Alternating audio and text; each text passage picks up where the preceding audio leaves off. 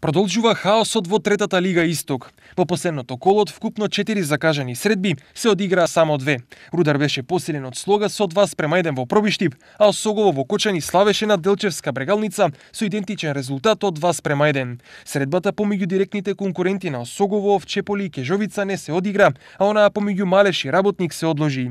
Но овде само започнува хаосот. Од вкупно 8 екипи на табелата, една Кежовица има одиграни 14 кола, по 18 одиграни кола имаат Работник и Малеш, 19 одиграни кола имаат Осогово, Овчеполе, Делчевска Брегалница и Слога, а 20 кола зад себе има Рудар.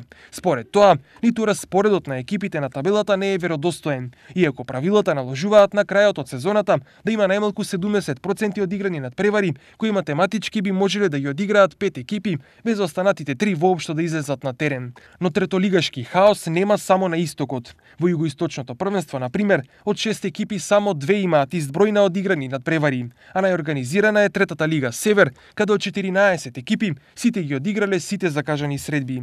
Иако хаосот на истокот нема да ги спречи најдобрите да се пласираат во втората лига, сепак виси прашањето колку една ваква несериозна лига може да произведе сериозни екипи за повисоките првенства.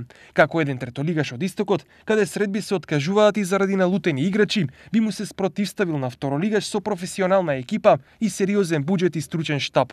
Токму затоа и е многу реален стравот на екипи како Каменица Саса од враќање во третата лига, која со сигурност не може да обезбеди услови за консолидација на една професионална екипа и подготовка за надпреварување во втората лига.